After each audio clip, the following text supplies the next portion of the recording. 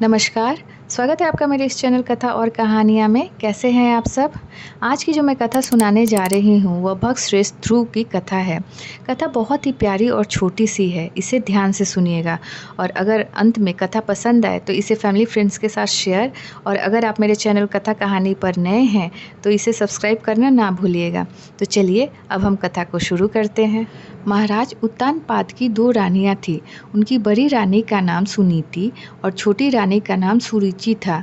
सुनीति से ध्रुव तथा सुरुचि से उत्तम नामक पुत्र का जन्म हुआ था। महाराज उत्तानपाद अपनी छोटी रानी सुरुचि से अधिक प्रेम करते थे। सुनीति प्रायः उपेक्षित थी, इसीलिए वह सांसारिकता से विरक्त होकर अपना अधिक से अधिक समय भगवान के भजन पूजन में व्यतीत करती थी। एक दिन बड़ी रानी के पुत्र ध्रुव अपने पिता महाराज उत्तानपाद की गोद में बैठ गए।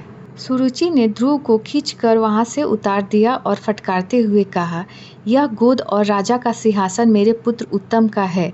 तुम्हें यह पद प्राप्त करने के लिए भगवान की आराधना करके मेरे गर्भ से उत्पन्न होना पड़ेगा। ध्रुव सुरुचि के इस दुर्व्यवहार से अत्यंत दुखी होकर रोते हुए अपनी माँ सुनीति के पास आए।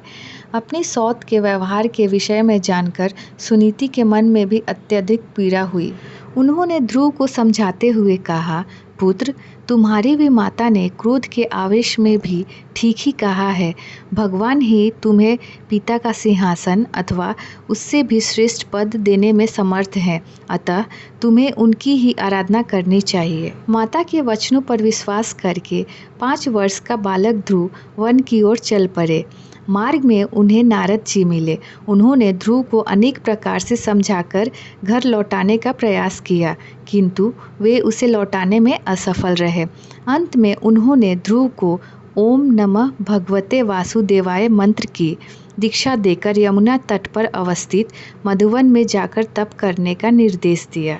ध्रुव नारद जी को प्रणाम करके मधुवन पहुँचे। उन्होंने अपना तपस्या आरंभ किया, जो कि पहले महीने में कैथ और बेर, दूसरे महीने में सूखे पत्ते, तीसरे महीने में जल और चौथे महीने में केवल वायु ग्रहण करके तपस्या की। 5वें महीने में उन्होंने एक चरण से खड़े होकर श्वास लेना भी बंद कर दिया। मंत्र के अधिष्ठाता भगवान वासुदेव में ध्रुव का चित्त एकाग्र हो गया। संसार के एकमात्र आधार भगवान में एकाग्र होकर ध्रुव के श्वास अवरोध कर देने से देवताओं का श्वास अवरोध भी हो गया। उनके प्राण संकट में पड़ गए। देवताओं ने भगवान के पास जाकर उनसे ध्रुव को तप से निवृत्त करने की प्रार्थना की। ध्रुव भगवान के ध्यान में लीन थे कि अचानक उनके हृदय की ज्योति अंतर्हित हो गई। ध्रुव ने घबराकर अपनी आंखें खोली तो देखा सामने शंख चक्र गदा लिए भगवान स्वयं खड़े हैं। ध्रुव अज्ञान बालक थे। उन्होंने हाथ जोड़कर स्तुति करनी चाहिए, किंतु उनकी आवाज़ ही उनका साथ नहीं दिया। भगवान ने उनके कपोलों से अपने शंख का स्पर्श करा दिया। बालक ध्रुव के मानस में सरस्वती जागृत हो गई।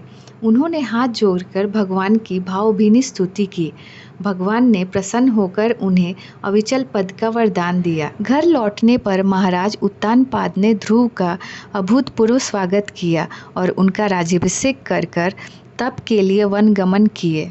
ध्रुव नरेश हुए। संसार में अपना पूरा समय काटने के बाद ध्रुव को लेने के लिए स्वर्ग से विमान आया। ध्रुव मृत्यु के मस्तक पर पैर रखकर विमान में आरूढ़ होकर स्वर्ग पधारे। उन्हें अविचल धाम प्राप्त हुआ। उत्तर दिशा में स्थित ध्रुव तारा आज भी उनकी अपूर्व तपस्या का साक्षी है। तो उम्मीद करती हूँ कि यह छोटी सी प्यारी कथा आपको पसंद आए और आप इसे ज़्यादा से ज़्यादा अपने फैमिली फ्रेंड्स के साथ शेयर करें। और अगर आप मेरे चैनल कथा और कहानियाँ पर नए हैं तो इसे सब्सक्राइब करना ना भूलें। तो चलिए फिर मिलते हैं एक नई कथा कहानी के साथ। तब तक जय श्री नारायण।